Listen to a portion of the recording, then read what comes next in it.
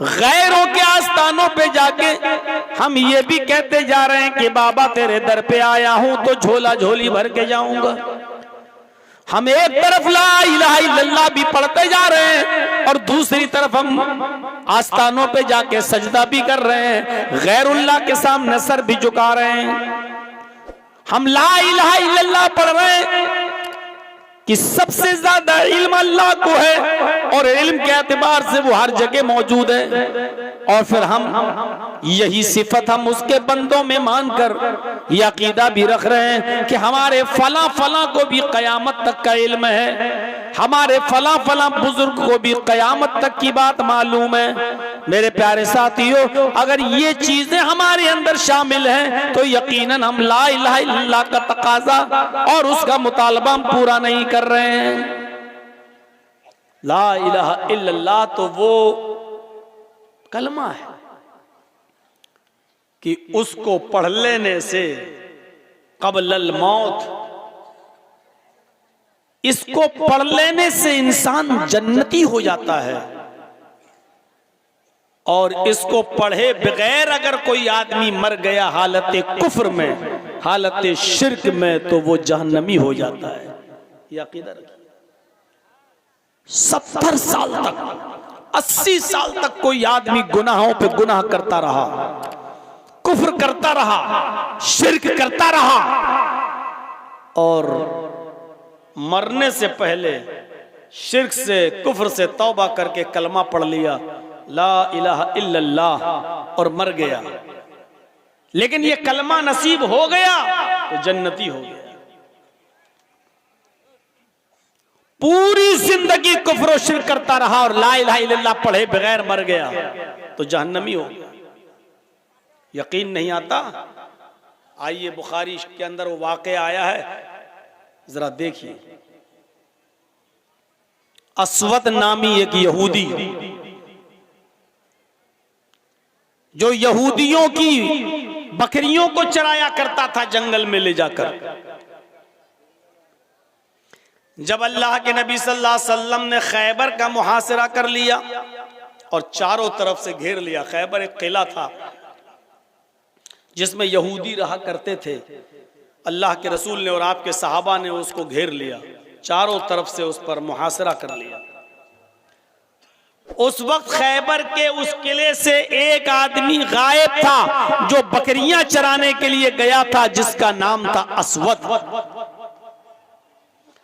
जब वो लौट कर आया, उसने देखा कि हमारे किले को चारों तरफ से मोहम्मद और उसके साथियों ने घेर लिया है सल्लल्लाहु अलैहि वसल्लम। तो उसने सहाबा से कहा, क्या ऐ सहाबियों, मैं तुम्हारे नबी से मोहम्मदुर रसूलुल्लाह से मिलना चाहता हूं। उन्होंने कहा कि उस खेमे में चले जाओ, ये खेमा पड़ा हुआ है, पर्दा पड़ा है, इसी पर्दे के अंदर अल्लाह के नबी मौजूद हैं। वो गया, सोच रहा था कि मोहम्मदुर रसूलुल्लाह के बॉडीगार्ड लगे होंगे, नामवर आदमी, सहाबा जिसकी इज्जत करते हैं। जब मोहम्मदुर रसूलुल्लाह खखारते हैं आ करके, जब जमीन पर थूकते हैं, तो सहाबे किराम तो उस थूक को भी जमीन पर गिरने नहीं देते, बल्कि उसको अपने हाथों पर मल कर अपने जिस्म पर मल लेते हैं तबर्रुकन। तो कितनी इज्जत होगी मोहम्मद की।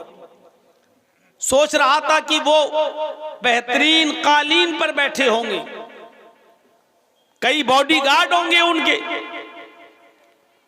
लेकिन जब खेमे का पर्दा हटाकर वो यहूदी वो अस्वद देखता है तो क्या देखता है कि मोहम्मदुर रसूलुल्लाह कच्ची जमीन पर खजूर के पत्तों की बनी हुई चटाई पर बैठे हुए हैं। खजूर के पत्तों की बनी हुई चटाई पर तशरीफ फरमाए। उसने सहाबा से कहा, अरे मुझे तुम्हारे नबी से मिलना है, किसी मामूली आदमी से नहीं मिलना। सहाबा ने बताया, यही मोहम्मदुर रसूलुल्लाह सल्लल्लाहु अलैहि वसल्लम है। ताज्जुब कर गया, जिसके बारे में इतना सुना और वो इतनी सिंपल जिंदगी, इतनी सादा जिंदगी। अंदर जाता है, अल्लाह के नबी सल्लल्लाहु अलैहि वसल्लम से मुलाकात की गरज से आपने उसको अपने पास आने की इजाजत दे दी। गुफ्तगू होने लगी, शुरू हो गई बातचीत। कहने लगा इस वक्त, आए मोहम्मदुर रसूलुल्लाह, आपकी दावत क्या है, आपका पैगाम क्या, आपका मैसेज क्या है, आपकी तालीम क्या है। आपने फरमाया बस मेरी दावत सिर्फ एक है, ज्यादा नहीं, एक ही दावत लेकर मैं आया हूं और उसी दावत को आम कर रहा हूं, और वो दावत है ला इलाहा इल्लल्लाह। इस बात की गवाही दे दो कि अल्लाह के अलावा कोई माबूद नहीं। उसने कहा अगर इस दावत को मैंने मान लिया तो मेरे लिए क्या है। आपने फरमाया लकल जन्नह, अगर इस दावत को तुम कबूल कर लेते हो तो तुम्हारे लिए जन्नत है, और अगर इस दावत को तुम कबूल नहीं करते और इस दावत को कबूल किए बिना मर गए तो तुम्हारे लिए जहन्नम है। वो अस्वद जानता था ला इलाहा इल्लल्लाह अगर कह दूंगा तो ला इलाहा इल्लल्लाह का मतलब क्या है, हमें क्या क्या छोड़ना पड़ेगा, किन किन चीजों को हमें तर्क करना पड़ेगा। वो ला इलाहा इल्लल्लाह का माना हम मुसलमानों से ज्यादा जानता था। वो जानता था कि मुहम्मदुर रसूलुल्लाह सल्लल्लाहु अलैहि वसल्लम जिस ला इलाहा इल्लल्लाह का कलमा हमारे मुंह से निकलवाना चाहते हैं, इसका मतलब ये क्या है, हमें किन किन को छोड़ना पड़ेगा, किन किन की इबादत तर्क करना पड़ेगी, किन किन से मदद मांगना तर्क करना पड़ेगा। वो इस बात को अच्छी तरीके से जानता था। कहने लगा मोहम्मद इब्ने अब्दुल्लाह, अगर मैंने ये कलमा पढ़ लिया तो मेरे लिए क्या है। फरमाया लकल जन्नत, तेरे लिए जन्नत है। उसने कहा तियदका उबायका अलल इस्लाम, अपना हाथ बढ़ाइए मैं इस्लाम लाता हूँ, अपना हाथ बढ़ाइए मैं कलमा पढ़ता हूँ। अल्लाह के नबी ने अपना हाथ बढ़ाया, उसने भी नबी के हाथ में अपना हाथ दिया और कलमा पढ़ लेता है, अशहदु अल्ला इलाहा इल्लल्लाह व अन्ना मुहम्मदन अब्दुहु व रसूलुहु। ये कलमा पढ़कर ला इलाहा इल्लल्लाह का इकरार करके वो इस्लाम ले आया, कलमा पढ़ लिया। कहने लगा मेरे लिए कोई काम बताइए। आए अल्लाह के नबी इस्लाम तो ले आया, अब मेरा काम क्या है। आए अल्लाह के रसूल मैं इस्लाम ले आया, अब मैं क्या करूं।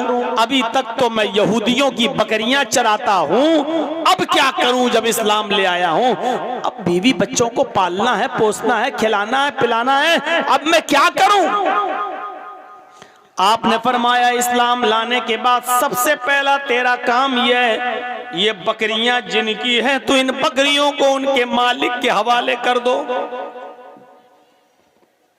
आज तो इस्लाम है हमारे पास और मुसलमान हैं हम, फिर भी दूसरों की अमानतें खाए बैठे हैं, दूसरों की जमीन और जायदाद पर कब्जे किए बैठे हैं। अल्लाह के रसूल ने फरमाया कि अगर तुम इस्लाम ला चुके हो, कोई काम करने से पहले तुम्हें कोई काम बताऊं उससे पहले तुम्हारी ड्यूटी ये है कि ये जो बकरियां हैं जिनकी, उनके हवाले कर दो।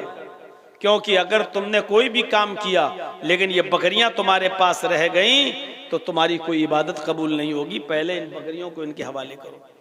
अरे हम दूसरों के क्या हक अदा करेंगे।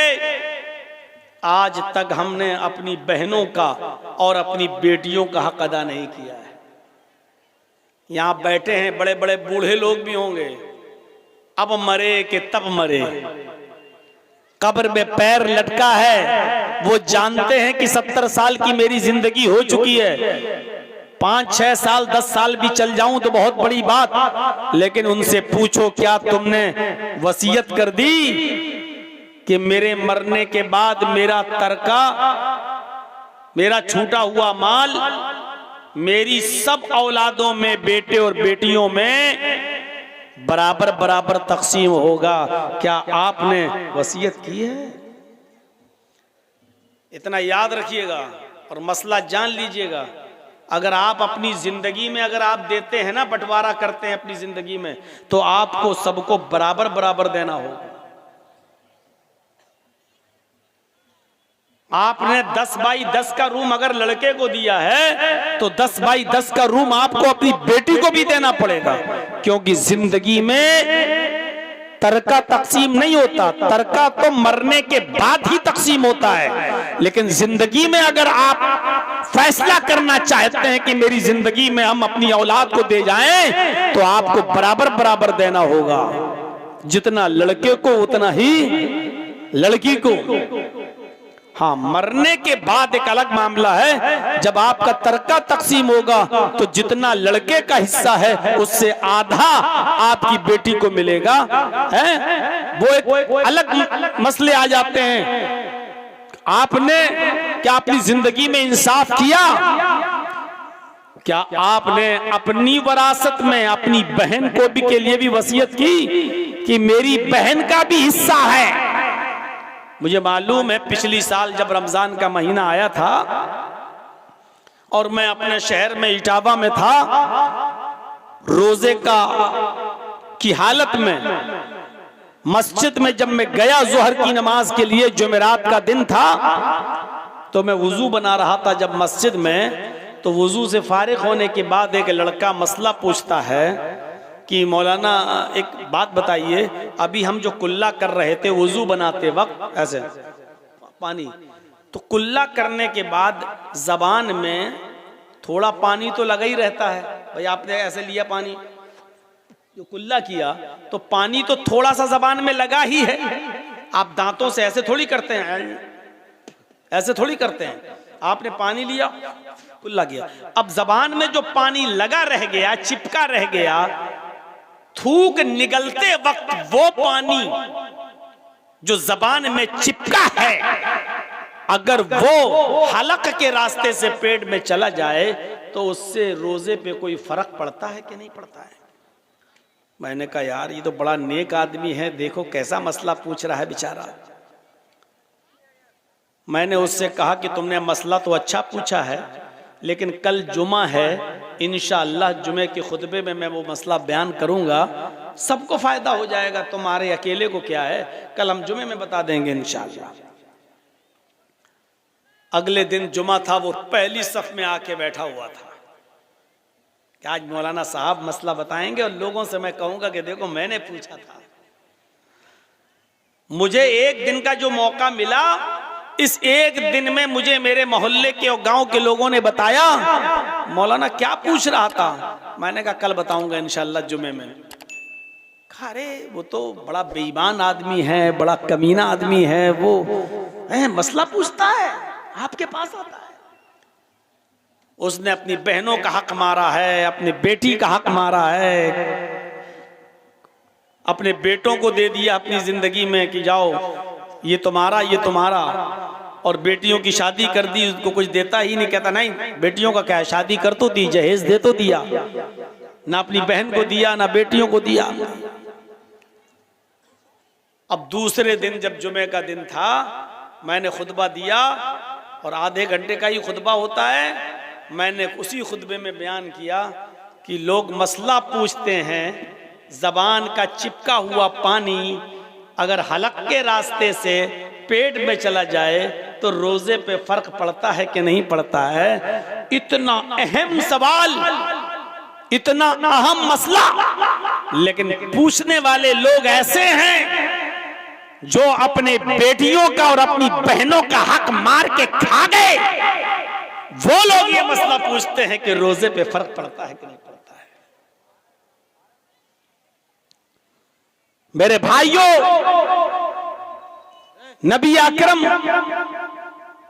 सल्लल्लाहु अलैहि वसल्लम ने इस्लाम कबूल करने के बाद अस्वद को क्या बताया? आए अस्वद, सबसे पहले तुम्हारे पास जो दूसरों का माल है, बकरियां, इनको इनके मालिकों के हवाले कर दो। अस्वद ने कहा ठीक है। अस्वद उन बकरियों को लेकर गए और खैबर के किले के दरवाजे पर उन बकरियों को छोड़ दिया, क्योंकि वो बकरियों को वहीं तक लाते थे और वहीं छोड़ देते थे। बकरियां वहीं से अपने अपने घर चली जाती थी। जब किले में बकरियां दाखिल हो गईं तो बकरियां अपने अपने मालिकों के घर पहुंच गईं, अपने अपने घर चली गईं। असवद आए और कहने लगे अल्लाह के नबी, मैंने बकरियों को उनके मालिकों के हवाले कर दिया, जिनकी बकरियां थी मैंने उन तक पहुंचा दी। अब मुझे बताइए कि अब मेरा क्या काम है? इस्लाम लाया हूं, कलमा मैंने पढ़ा है, अब मैं क्या काम करूं? मुझे कोई काम बताइए। नमाज का वक्त नहीं था। अगर नमाज का वक्त होता तो अल्लाह के नबी कहते कि असवद तुम नमाज पढ़ लो। रमजान का महीना भी नहीं था। अगर रमजान का महीना होता तो अल्लाह के नबी कहते असवद तुम रोजा रखो। हज का भी सीजन नहीं था। अगर हज का सीजन होता तो अल्लाह के नबी कहते असवद अब तुम हज करने के लिए चले जाओ। नमाज का वक्त नहीं, रमजान का महीना नहीं, हज का सीजन नहीं। अल्लाह के नबी ने फरमाया असवद तलवार उठाओ और फला फला जगह पर हमारे सहाबा जंग लड़ रहे हैं, तुम भी उस जंग में शामिल हो जाओ, तुम भी उस जंग के अंदर शरीक हो जाओ। अगर जिंदा वापस आ गए तो गाजी कहलाओगे और उसी जंग में अगर कत्ल कर दिए गए तो शहीद हो जाओगे और शहीद के लिए जन्नत है। असवद ने तलवार उठाई और मैदान जंग में चला गया और असवद मैदान जंग में लड़ा। उसने 2 काफिरों को कत्ल भी किया, उसने 2 काफिरों को मारा भी। लेकिन अभी मैदान जंग में लड़ ही रहा था कि असवद की गर्दन पर भी तलवार चल जाती है और असवद भी कत्ल कर दिया जाता है। अभी इस्लाम लाया था, अब शहीद हो जाता है। सहाबा किराम उसको पहचान भी नहीं पा रहे हैं कि ये कौन है। ये आया, हमारी तरफ से लड़ना शुरू किया, 1-2 काफिरों को मारा और खुद मर गया। ये कौन आदमी है? हम तो इसको जानते नहीं हैं, ये आज ही इसको देख रहा हूं, ये कौन आदमी है? अल्लाह के नबी को बुलाया गया, एक अजनबी आदमी कत्ल कर दिया गया है, हमारी तरफ से लड़ रहा था, मारा गया है। हमें मालूम नहीं कि वो मुसलमान है या नहीं, हम उसको दफन करें या क्या करें, हम उसकी जनाजे की नमाज पढ़ें या ना पढ़ें। अल्लाह के नबी सल्लल्लाहु अलैहि वसल्लम को जब खबर दी गई तो नबी अकरम सल्लल्लाहु अलैहि वसल्लम आए और आने के बाद आपने असवद की लाश देखी, असवद की बॉडी देखी, शहीद पड़ा है, असवद की गर्दन पे तलवार चली हुई है। अल्लाह के नबी की आंखों में आंसू आ गए और रोते हुए फरमाया सहाबियों ये तुम्हारा भाई है, आज ही तो इस्लाम लाया है, आज ही तो इसने कलमा पढ़ा है, अशहदु अल्ला इलाहा इल्लल्लाह, आज ही तो इसने ये कलमा पढ़कर इस्लाम कबूल किया है। और मैदान जंग में आ गया। जिस वक्त इसने कलमा पढ़ा था नमाज का वक्त नहीं था, रमजान का महीना नहीं था, हज का सीजन नहीं था, इसलिए डायरेक्ट मैंने जिहाद के लिए भेज दिया है और यहाँ भी आया तो कत्ल कर दिया गया, शहीद हो गया। आए मेरे साथियों, आए मेरे सहाबियों, ये पहला वो शख्स है जिसने एक वक्त की भी नमाज नहीं पढ़ी, एक भी रोजा नहीं रखा, एक भी हज नहीं किया, लेकिन अल्लाह ने इसको जन्नत के अंदर दाखिल कर दिया सिर्फ इसलिए कि इसने आज ये कलमा पढ़ा था अशहदु अल्ला इलाहा इल्लल्लाह। गौर करो, कलमा पढ़ा, एक वक्त की नमाज नहीं, एक भी रोजा नहीं, और कहां गया? जन्नत के अंदर। क्यों? ला इलाहा इल्लल्लाह। अगर ये कलमा न पढ़ा होता तो कहां जाता? अगर इस कलमे को पढ़े बगैर मर गया होता तो उसका ठिकाना कहां होता? मेरे भाइयों, ये ला इलाहा इल्लल्लाह कोई मामूली जुमला नहीं है। ला इलाहा इल्लल्लाह यही वो कलमा है जो कब्लल मौत कोई पढ़ ले, बिफोर डेथ, मरने से पहले अगर कोई इस कलमे को पढ़ ले और इस्लाम ले आए तो वो जन्नती हो जाता है, और इस कलमे को पढ़े बगैर मर जाए तो वो जहन्नम में चला जाता है। ये है इस कलमे की हकीकत। एक 12 साल का लड़का है यहूदी, अल्लाह के नबी की मजलिस में आता था, बैठता था, तकरीर सुनता था, बात सुनता था, नसीहत सुनता था और अल्लाह के नबी की खिदमत भी करता था।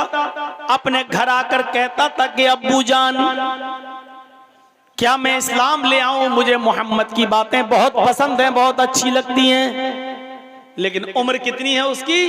12 साल।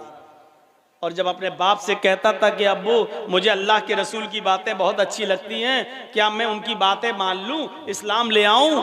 तो उसका बाप आंखें फाड़ के कहता था क्या तू मोहम्मद का कलमा पढ़ेगा, मोहम्मद की बात मानेगा, जूता उठाऊंगा भी, लगाऊंगा, चप्पल से मारूंगा। बेचारा डर जाता था और अपने बाप के गुस्से की वजह से वो इस्लाम कबूल नहीं कर पाता था। एक दिन बीमार हो गया, कुछ दिन बीमारी में मुब्तला रहा, लेकिन अब इतना बीमार हो गया कि उसके बचने की कोई उम्मीद नहीं रही। हालत गंभीर, सीरियस। इधर अल्लाह के नबी को पता चला कि जो यहूदी लड़का यहाँ आया करता था, मेरी बातें सुनता था, नसीहत हमसे हासिल करता था और हमारी खिदमत भी करता था, वो बच्चा बीमार हो गया। तो अल्लाह के नबी ने कहा चलिए हमदर्दी और इंसानियत के नाते उस बच्चे को देखने चलें, देखें क्या बात है। उसकी तीमारदारी करने के लिए, आयादत करने के लिए चलें। अल्लाह के रसूल उसकी आयादत के लिए गए।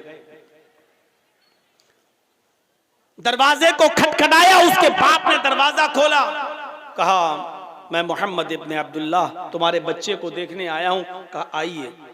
अंदर आने की इजाजत मिल गई। यहूदी के घर में अल्लाह के नबी दाखिल होते हैं।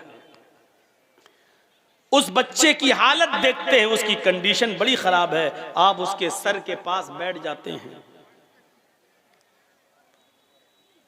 उसकी हालत बहुत खराब। अब मरा कि तब मरा, रूह कब से उनसरी से परवास कर जाए। ऐसे मौके पर लोग मरीज को तसल्ली देते हैं, क्या कहते हैं? नहीं नहीं दवा खाते रहना, नहीं नहीं तुम बहुत जल्दी ठीक हो जाओगे, इंशाअल्लाह तुम सही हो, कोई बात नहीं, तुम सही हो जाओगे, अच्छे हो जाओगे, अच्छे डॉक्टर को। लोग यही तसल्ली देते हैं मरीज को, लेकिन अल्लाह के नबी उसको ऐसी कोई तसल्ली नहीं दे रहे हैं। आप उससे ये नहीं कह रहे हैं कि बेटा तुम बहुत जल्दी सही हो जाओगे, आप ये नहीं कह रहे हैं, बल्कि उसकी इस हालत को देखकर आपकी आंखों में आंसू हैं। और आंसू भी इसलिए हैं कि अगर ये बच्चा इसी हाल में मर गया तो जहन्नम में जाएगा, क्योंकि 12 साल की उम्र बालिग हो चुका है। अरब के अंदर छोटे छोटे बच्चे बालिग हो जाते थे। हजरत आयशा की शादी 6 साल की उम्र में हुई और जब रुखसती हुई तो 9 साल की थी, और 9 साल की उम्र में हजरत आयशा बालिग हो गई थी, बालिगा थी। मेरे भाइयों, माहौल और मिजाज का फर्क होता है।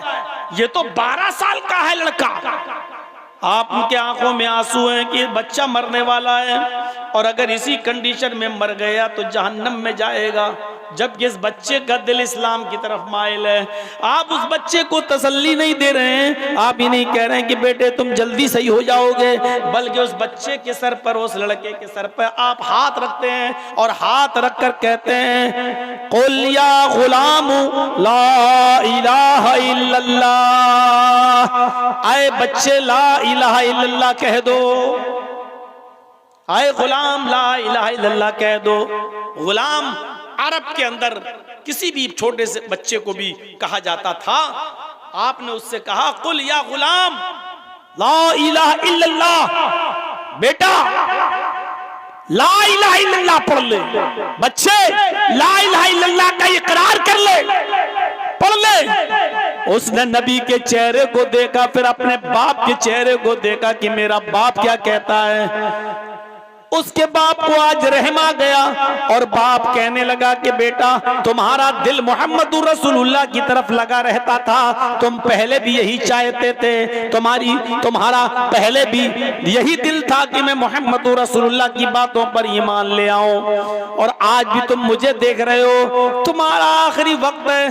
अरे मेरे बेटे, मैं नहीं चाहता कि मरते वक्त मैं तुम्हारा दिल तोड़ूं। उस बाप की जबान से निकला अते अबुल कासिम या बुनैया, अते अबुल कासिम, अरे मेरे बेटे तुम अबुल कासिम की बात मान लो, तुम मोहम्मदुर रसूलुल्लाह की बात मान लो, यानी अल्लाह के नबी तुमसे जो कह रहे हैं तुम उनकी बात मान लो, यानी कलमा पढ़ना चाहो तो कलमा पढ़ लो, मेरी तरफ से अब डरने की जरूरत नहीं है, मैं खुली छूट देता हूं। अब उस बच्चे ने जो 12 साल का था, अपने बाप की परमिशन सुनी, इजाजत सुनी, तो फौरन कहने लगा अशहदु अल्ला इलाहा इल्लल्लाह, अशहदु अल्ला इलाहा इल्लल्लाह। उसने ये कलमा पढ़ा और कलमा पढ़ते ही वो इस्लाम ले आया, कलमा पढ़ते ही वो मुसलमान हो गया, कलमा पढ़ते ही इस्लाम के दायरे के अंदर वो दाखिल हो गया। और ताज्जुब तो ये कि जैसे ही उसने कलमा पढ़ा, अशहदु अल्ला इलाहा इल्लल्लाह, अभी कलमा निकला ही था कि उसकी कलमे के साथ साथ उसकी रूह भी कब्ज़े उंसुरी से परवास कर गई, उसका इंतकाल भी हो गया।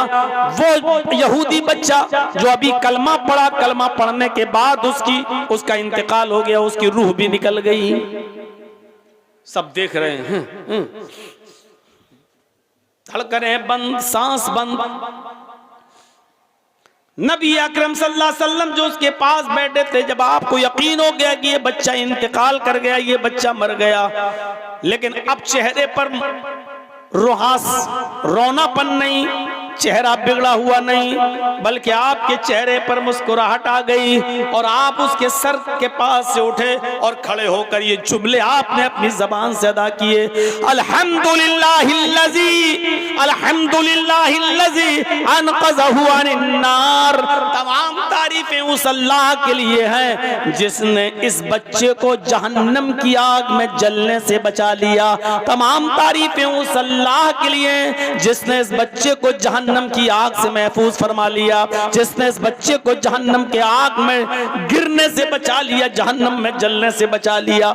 मेरे भाइयों, 12 साल तक वो बच्चा काफिर रहा, 12 साल तक अपनी मनमानी करता रहा, 12 साल तक इस्लाम नहीं लाया, ईमान नहीं लाया, और जब मरा कलमा पढ़कर अशहदु अल्ला इलाहा इल्लल्लाह, तो ताज्जुब तो यह कि मरने के बाद एक वक्त की भी नमाज नहीं पढ़ा, एक दिन का भी रोजा नहीं रखा, एक भी हज नहीं किया, थोड़ा सा माल भी गरीबों और मिस्कीनों में अल्लाह की राह में सदका और खैरात नहीं किया। लेकिन अल्लाह के नबी क्या कह रहे हैं? अल्हम्दुलिल्लाहिल्लज़ी अनक़ज़हु अनिन्नार। तमाम तारीफें उस अल्लाह के लिए जिसने इसको जहन्नम की आग से बचा लिया। ये बच्चा कलमा पढ़ते ही जन्नत के अंदर दाखिल हो गया, जहन्नम की आग से बचा लिया गया।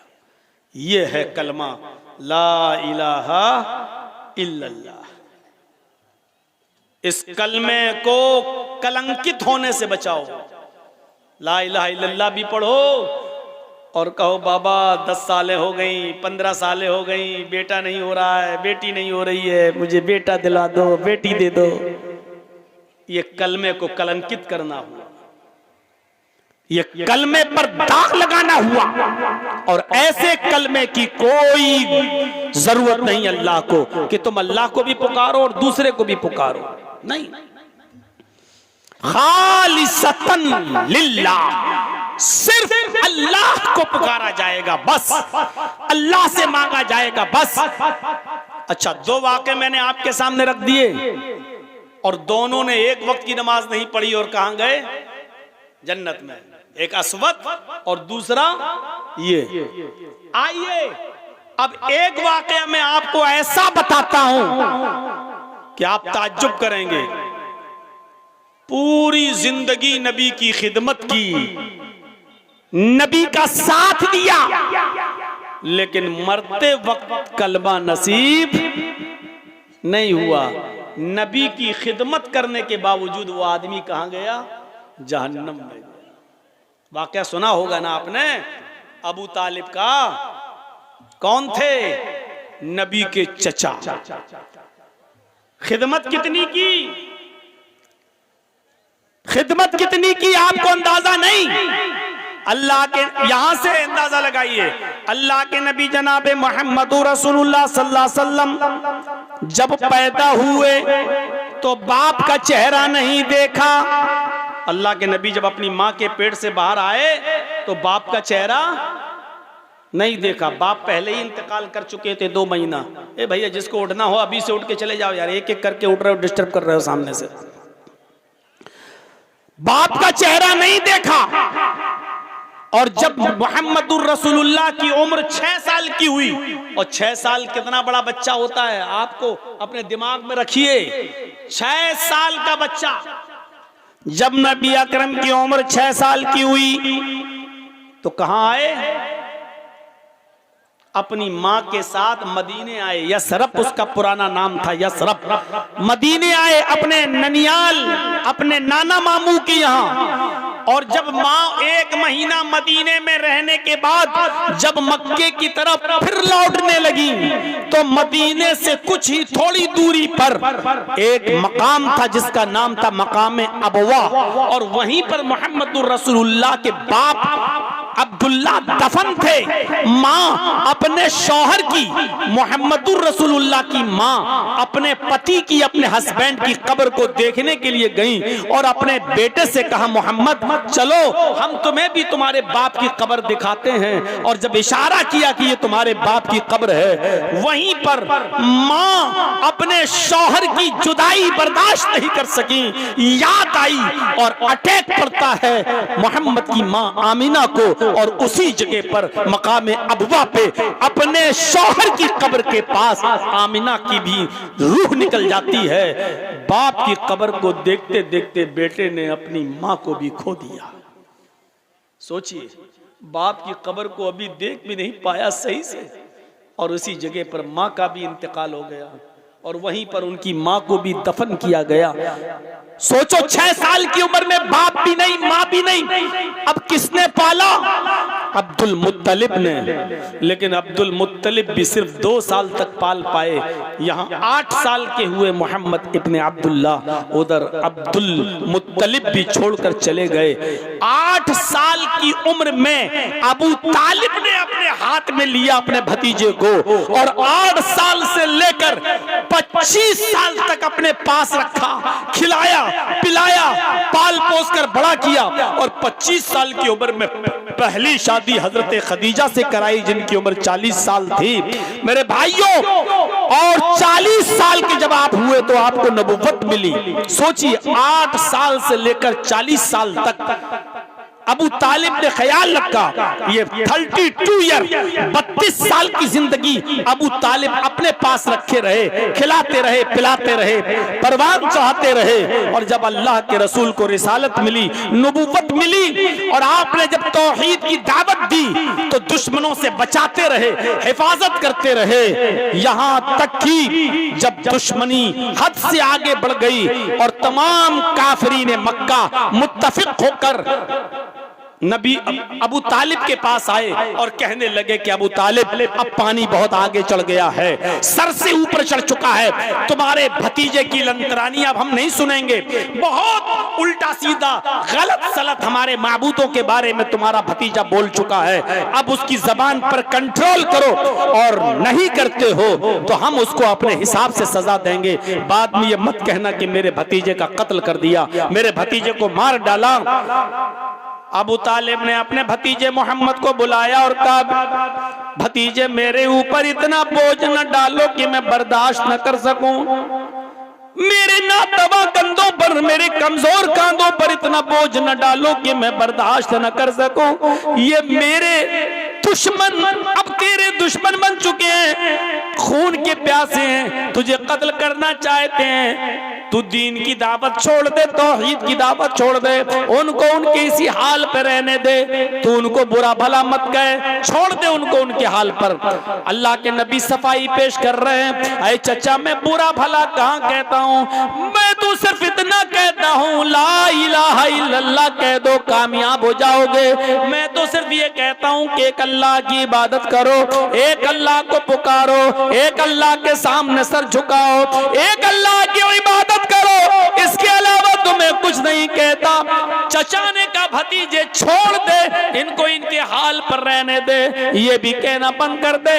अगर मेरी जिंदगी में तुझे किसी ने मार दिया या कत्ल कर दिया तो मैं अपने आप को नहीं संभाल पाऊंगा। चचा का ये जवाब सुनकर अल्लाह के नबी के आंखों में आंसू आ गए। सिर्फ एक ही जुमला बोला, आए चचा जान, मैं दीन की दावत से बाज नहीं आ सकता, मैं तौहीद की दावत से बाज नहीं आ सकता। अगर ये काफिरीन मक्का सूरज उखाड़ के लाए और दाहिने हाथ पे रख दें, चांद उखाड़ के लाए बाएं हाथ पे लाकर रख दें, फिर भी मैं दावत देता रहूंगा, दीन की तबलीग करता रहूंगा। आपकी आंखों में आंसू थे और आप अपने चचा से ये कहकर जा रहे थे, अगर आपको भी मेरी मदद नहीं करनी है तो हट जाइए रास्ते से, आज के बाद हम आपको तंग नहीं करेंगे, आपके ऊपर बोझ नहीं बनेंगे। मैं जा रहा हूं दूसरी तरफ। जब आपने पीठ फेरी रोते हुए तो चचा ने आवाज दिया, ए मोहम्मद इब्ने अब्दुल्ला या अपना अखी, आए मेरे भाई के बेटे, आए मेरे भतीजे, इधर आओ। अल्लाह के नबी आते हैं, जी चचा मैं तेरी आंख में आंसू भी नहीं देख सकता, तुझे तेरे रब ने जो दावत देकर भेजा है जा खुलकर वो दावत दे, देखता हूं मेरी जिंदगी में तेरा कौन क्या करता है। तेरे ऊपर खरोंच भी अगर आ गई तो मेरी तलवार मियान से बाहर निकल जाएगी, देखता हूं कि कौन क्या कहता है तुझे। जा, तुझे जो दावत का हुक्म दिया गया है तो उस काम को पूरा कर। चचा ने इजाजत दे दी, बावजूद इसके कि खतरा था कि दुश्मन कहीं मोहम्मद को कत्ल न कर दें। मेरे प्यारे साथियों, दावत देते रहे और एक दिन आया, यही चचा बीमार हो गए, मरजुल मौत में मुब्तला हो गए। आखिरी वक्त आया चचा का, अबू तालिब का, अब मरे कि तब मरे। तो अल्लाह के रसूल अपने चचा के पास बैठ गए, वही आंखों से आंसू आ रहे थे, इसलिए नहीं कि मेरे चचा का इंतकाल का वक्त करीब है, बल्कि इसलिए कि मेरे चचा ने कलमा नहीं पढ़ा है और बगैर कलमे के अगर ये मेरा चचा इस दुनिया से चला गया तो जहन्नम में जाएगा। आप कहते हैं कुल या मिला इलाहा इल्लल्लाह, आए मेरे चचा अपनी जबान से ला इलाहा इल्लल्लाह कह दो, आए मेरे चचा अपनी जबान से ला इलाहा इल्लल्लाह कह दो। और चचा जवाब देते नहीं बेटा। अल्लाह के नबी ने आगे जो जुमला कहा वो सुनिएगा बड़े गौर से। आपने कहा चचा अगर आपको डर है कि लोग सुन लेंगे और बाद में ताने मारेंगे कि देखो अपने बाप दादा का दीन छोड़ दिया, तो एक काम करिए।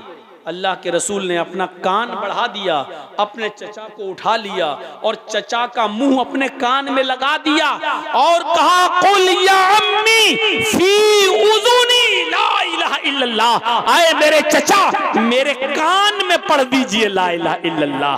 किसी को पता नहीं चलेगा, हम जाने आप जाने, बस मेरे कान में पढ़ दीजिए, मेरे कान में कह दीजिए ला इलाहा इल्लल्लाह। कयामत के दिन में अल्लाह से गवाही दूंगा, आए अल्लाह मरते वक्त मेरे चचा ने मेरे कान में ला इलाहा इल्लल्लाह पढ़ा, तू बख्श दे और इंशाअल्लाह मैं अल्लाह से बहस हुज्जत करके आपको बख्शवा लूंगा। अल्लाह के सामने गवाही देकर मैं आपको जन्नती बनवा दूंगा, अल्लाह से सिफारिश करके मैं आपको जन्नत में ले जाऊंगा। मेरे कान में पढ़ दीजिए ला इलाहा इल्लल्लाह, किसी को पता नहीं चलेगा। लेकिन चचा अबू तालिब कहते हैं भतीजे मैं नहीं चाहता कि मैं मरते वक्त अपने बाप का अपने दादा का दीन छोड़ूं। आए मेरे भतीजे मैं नहीं चाहता कि मरने के बाद मेरे लोग ये कहें कि देखो अबू तालिब अपने बाप दादा का दीन छोड़ गया, बददीन होकर मरा, बेदीन होकर मरा। आए मेरे भतीजे सॉरी, मैं तुम्हारे कान में भी ला इलाहा इल्लल्लाह नहीं पढ़ सकता, मैं चुपके से भी ला इलाहा इल्लल्लाह का इकरार नहीं करूंगा। आए मेरे भतीजे मैं उसी दीन पे मरना चाहता हूं जो मेरे बाप का मेरे दादा का दीन था। अबू तालिब ने कलमा नहीं पढ़ा और अबू तालिब का इंतकाल हो गया, बगैर कलमा पढ़े मर गए। पूरी जिंदगी नबी की खिदमत की, पूरी जिंदगी नबी की सेवा की, पूरी जिंदगी नबी को चाहा, पूरी जिंदगी नबी को माना, पूरी जिंदगी नबी का साथ दिया, लेकिन कलमा पढ़े बगैर मर गए। कहां गए? जहन्नम में। और एक बार अल्लाह के रसूल ने हाथ उठाकर दुआ भी की कि आए अल्लाह मेरे चचा को बख्श दे, वो मुझे बहुत चाहता था, मेरी बहुत खिदमत की, मेरी बहुत देख रेख की, अल्लाह मेरे चचा को बख्श दे। अल्लाह ने आसमान से जिब्रील को भेज दिया ये कहते हुए कि मोहम्मद से कह दो कि किसी मोमिन के लिए जायज नहीं है कि किसी काफिर और मुशरिक के लिए दुआए मगफिरत करे। तेरा चचा हालत कुफ्र में मरा है, वो जहन्नम में जाएगा। 70 मर्तबा भी आए मोहम्मद अपने चचा के लिए तुम दुआ करोगे तो अल्लाह तुम्हारी दुआ कबूल नहीं करेगा। तेरा चचा कलमा पढ़े बगैर मर गया, तेरे चचा को हम जहन्नम ही देंगे, जन्नत नहीं मिल सकती, उसको बख्शेंगे नहीं। अल्लाह ताला ने मोहम्मदुर रसूलुल्लाह की दुआ को रिजेक्ट कर दिया। रद्द कर दिया और कहा कि तुम्हारी दुआ कबूल नहीं की जाएगी। अल्लाह के रसूल ने कहा, अरे अल्लाह, वो मुझे बहुत चाहता था, मेरी बड़ी खिदमत की। तो अल्लाह ने फरमाया, अरे मोहम्मद, तुम्हारी खिदमत की, मानता हूं इस बात को, लेकिन जन्नत नहीं दे सकता, रहेगा तेरा चचा हमेशा जहन्नम के अंदर। हाँ, इतना कर सकता हूं, इतना कर सकता हूं कि तेरे चचा को हम सबसे हल्का अजाब दें, सबसे कम अजाब दें। और अल्लाह के नबी फरमाते हैं कि अल्लाह ताला मेरे चचा को सबसे हल्का अजाब देता है, उनके दोनों पैरों के तलवे के नीचे, ये दोनों पैरों के तलवे के नीचे आग की 2 चिंगारी। चिंगारी जानते हो, चूल्हे में जब लकड़ी जलाते हो तो चिंगारी निकलती है ना, फट से फूटती है एकदम।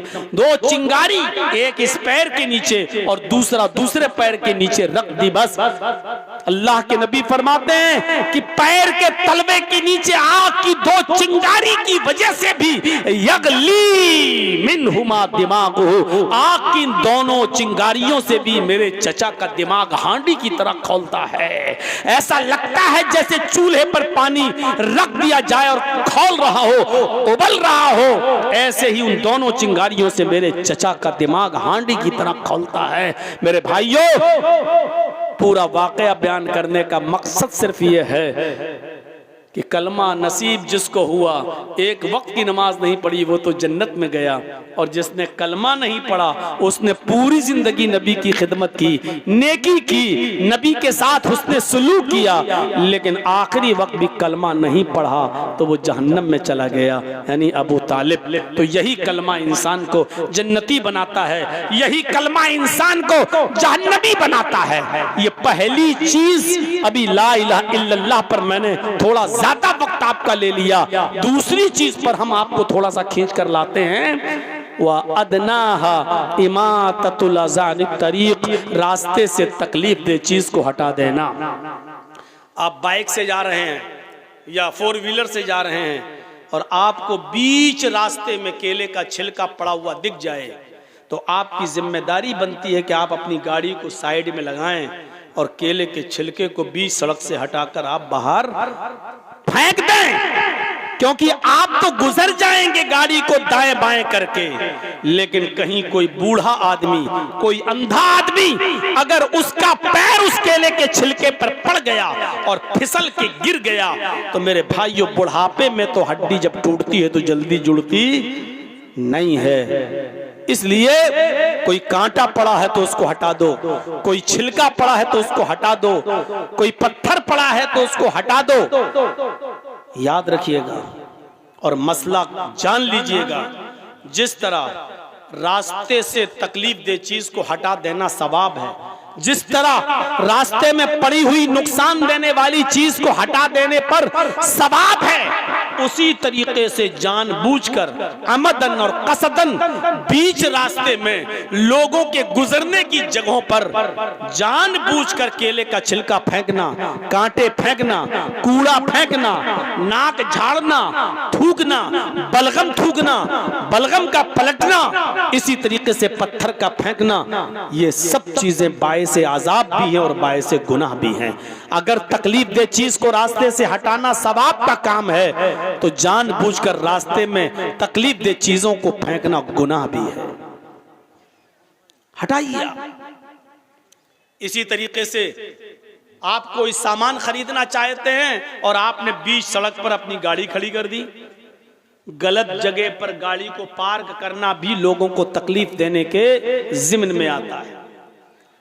इसी तरीके से आपके घर में शादी हो रही है और घर के बाहर आपने टेंट लगा दिया, जबकि वो गुजरने का रास्ता है, लोगों के आने जाने का रास्ता है, आपने शादी का टेंट लगा दिया। अब आपके घर पे होने वाली शादी में रास्ता आपने रोक दिया, अब लोगों को घूमकर 2 किलोमीटर दूर जाना पड़ता है और घूमकर 2 किलोमीटर दूर से आना पड़ता है। ये भी आप लोगों का रास्ता नहीं रोक सकते हैं, आने जाने वाले रास्ते में। अरे कोई सीरियस कंडीशन में मरीज है बेचारा, जो 5 मिनट में अगर हॉस्पिटल नहीं पहुंचा तो मर जाएगा, सीरियस कंडीशन में पता चला कि रास्ता रुका हुआ है, रास्ता रुका हुआ है, ये आने जाने वालों को तकलीफ देना ये गलत तरीका है। आप रास्ता नहीं रोक सकते हैं किसी का। इसी तरीके से लोगों को तकलीफ देने का एक माना ये भी है, अभी रमजान का महीना जो 2 मार्च से शुरू हो रहा है, अभी आप देखिएगा, मुझे नहीं मालूम आपके बिहार को बंगाल में क्या होता है, लेकिन हमारे यूपी में आइए, रात के 2 बजे मस्जिदों में माइक पकड़ लेंगे और माइक पकड़ के जोर जोर से चीखेंगे और चिल्लाएंगे, रोजेदार भाइयों उठिए, माँ बहनों उठिए, सहरी बनाइए, लोगों सहरी कर लीजिए, सहरी का टाइम खत्म होने में 1 घंटा बाकी है, फिर 10 मिनट बाद चिल्लाएंगे, 50 मिनट बाकी है, नज़म पढ़ेंगे, नात पढ़ेंगे, हम्द पढ़ेंगे। ये सारी की सारी चीजें तकलीफ देने के ज़िम्न में आती हैं। किसने आपको अथॉरिटी दी और पावर दिया कि आप रात में 2 बजे माइक पे चिल्लाएं और आप इसको सवाब का काम समझते हैं? कौन सी हदीस में आया है कि आप लोगों को रोजे के लिए उठाएं? रोजा रखना फर्ज है, रोजे के लिए उठाना किसी हदीस में नहीं आया है। रोजे के लिए उठाते हो, कभी फजर की नमाज के लिए लोगों को रात के 2 बजे से उठाया है? माइक पकड़ के कहिए लोगों, फजर की अजान होने में 1 घंटा बाकी है, उठिए उठिए, फिर 50 मिनट बाकी है, उठिए, 40 मिनट बाकी है, उठिए। अरे नमाज ज्यादा अफजल इबादत है या रोजा? आप भी कहेंगे नमाज, नमाज के लिए तो आपने कभी नहीं उठाया, फिर रोजे के लिए आप उठाएंगे? और माफ कीजिएगा, सबके ऊपर रोजा फर्ज नहीं होता है, आप रोजेदारों को उठा रहे हैं ना, लेकिन वो बूढ़ा आदमी भी आपके चीखने और चिल्लाने से नींद में डिस्टर्ब हो जाता है उसकी, जिसके ऊपर रोजा है ही नहीं, इतना बूढ़ा हो चुका है कि वो रोजा रख ही नहीं सकता है। डॉक्टरों ने रोजा रखना मना कर दिया, 90 साल की उम्र है, अब वो रोजा नहीं रख सकता है, फिदिया देगा, एक मिस्कीन को खाना खिलाएगा, उसके ऊपर बस यही है। अब आप रोजे के लिए उठा रहे हैं तो वो भी उठ रहा है। कितने लोग ऐसे, एक तो मेरे पास आया लखनऊ में कि मौलाना हमारी मस्जिद में इतनी जोर जोर से चिल्लाते हैं कि मेरा बाप जिसकी उम्र 85 साल की हो चुकी है और बीमार रहता है, मुझे नींद की गोली देना पड़ती है, डॉक्टर की लिखी हुई। जब रात के 10 बजे हम उसको नींद की गोली देते हैं तब उसको नींद आती है। मैंने उसका पर्चा देखा, डॉक्टर ने उसकी नींद की गोली में डिप्रान 10 mg लिखा हुआ था, 5 mg की खाने पर नींद नहीं आती थी, डिप्रान 10 mg की लेता है, ये खाकर उसको नींद आ रही है। कहा मौलाना जब आवाज आती है मस्जिद की तो मेरा बाप जाग जाता है और उसके बाद पूरी रात वो तड़पता है, वो मचलता है, फिर उसको नींद नहीं आती है, वो ब्रेन दिमाग डिप्रेशन का शिकार है, बड़ी मुश्किल से तो वो सोता है। लेकिन रात के 2 बजे ये लोग चीख चीख कर हमारे बाप को जगा देते हैं। इसको दीन का काम आप समझते हो कि रात के 2 बजे उठ गए और चिल्ला रहे हैं और बूढ़े की नींद में डिस्टर्ब हो रहा है? ऐसी तरीके से वो औरतें बेचारी जो अपने बच्चों को दूध पिलाती हैं और डॉक्टरों ने कह दिया है कि ये दूध जब पिए, जब ये खाना खाएंगी तो दूध बनेगा और जब दूध बनेगा तो बच्चे को पिलाएंगी। अगर ये रोजा रखेंगी तो बच्चा भूखा मर जाएगा जो अपनी माँ का दूध पीता है। इसलिए अभी ये रोजा न रखें। तो जो औरतें अपने बच्चों को दूध पिलाती हैं, जो रोजा नहीं रख पा रही हैं इस मजबूरी की वजह से, आप उनके भी नींद में डिस्टर्ब कर रहे हैं। शरीयत में नहीं है कि किसी की नींद में आप डिस्टर्ब करें। अल्लाह के नबी सल्लल्लाहु अलैहि वसल्लम तो तहज्जुद की नमाज पढ़ने भी जब उठते थे तो इतने आहिस्ता से उठते थे कि उनकी बीवी हजरत आयशा न जाग जाएं, बीवी हजरत आयशा की नींद न खुल जाए और आप माइक पे पकड़ पकड़ के चीखें और चिल्लाएं कि रोजेदार भाइयों उठिए और सहरी कीजिए, उठिए और सहरी बनाइए। ये चीज बायस सवाब नहीं बल्कि बायस गुनाह है, क्योंकि आप तकलीफ दे रहे हैं उन लोगों को भी जिनके ऊपर रोजा फर्ज नहीं है। हामिला औरत जिसके पेट में बच्चा है, डॉक्टर ने मना किया भी रोजा नहीं रखें, अगर रोजा रखेंगी तो भूखा रहना पड़ेगा और जब भूखा रहेंगी तो पेट में जो बच्चा पल रहा है उसको जब ग़िज़ा की चीज नहीं मिलेगी तो बच्चा पेट में मर जाएगा। कहा वो रोजा नहीं रख सकती है, लेकिन आप उनकी भी नींद में डिस्टर्ब कर रहे हैं, छोटे छोटे बच्चों को भी आप जगा रहे हैं, तो ये चीज तकलीफ देने के ज़िम्न में आती है। इमाततुल अज़ान तरीक, रास्ते से तकलीफ दे चीज को हटा देना भी ईमान का एक हिस्सा है। और तीसरी चीज इस हदीस में बताई गई है, वल हयाउ शुअबतुम मिनल ईमान, हया भी ईमान का एक शोबा है।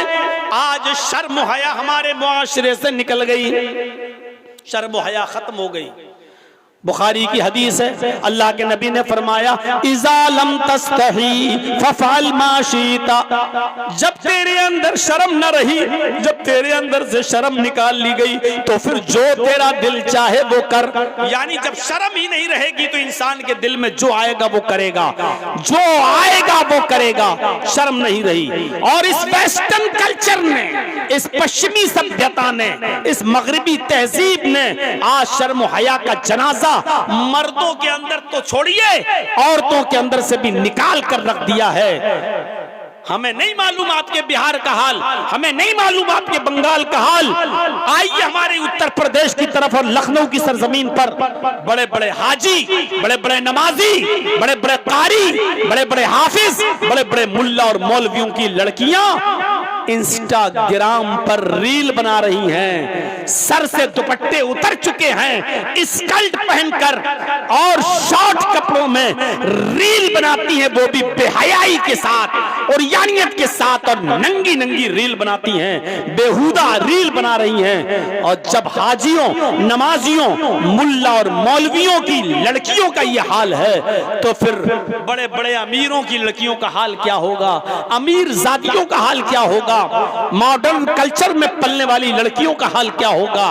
वेस्टर्न कल्चर ने, पश्चिमी सभ्यता ने, मगरबी तहजीब ने आज हमारी लड़कियों को इतना बेशरम बना दिया है। तसव्वुर करें आप, हैं? घर में रहना इनको बकवास लगता है, घर में रहना कहती है ये चार दीवारी में कैद करके रख दिया है। वाह मेरी बेटियों, वाह मेरी कौम की बच्चियों, वाह मेरी कौम की बहनों, अपने घर में रहकर अपने बाप के लिए खाना बना देना शर्म की बात है, अपने भाई के लिए खाना बना देना शर्म की बात है।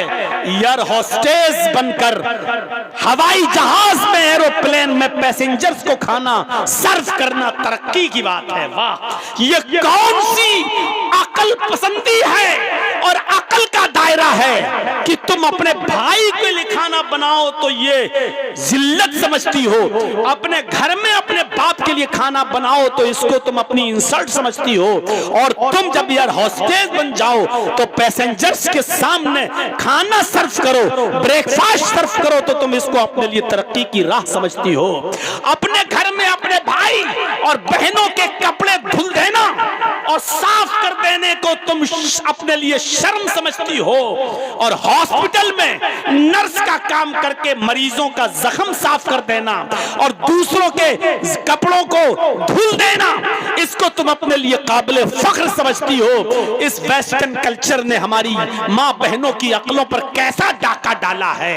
अल्लाह के नबी ने सच फरमाया, इज़ा लम तस्तही फफ़अल मा शि'त, जब शर्म हया नहीं रही तो जो तेरा दिल चाहे वो कर। हम अहले हदीस हैं, हमारे यहाँ औरतों का मस्जिद में नमाज पढ़ने आना जायज है, बल्कि अल्लाह के नबी ने यह भी फरमाया कि अगर तुम्हारी औरतें मस्जिदों में नमाज पढ़ने आना चाहें तो उनको मस्जिदों में नमाज पढ़ने से मत रोको, अगर वो आना चाहें तो आने दो, लेकिन इसके बावजूद, इस खुली हुई इजाजत के बावजूद अल्लाह के नबी क्या कह रहे हैं, आए और तो तुम्हारे लिए घर में नमाज पढ़ना मस्जिद में नमाज पढ़ने से ज्यादा अफजल है।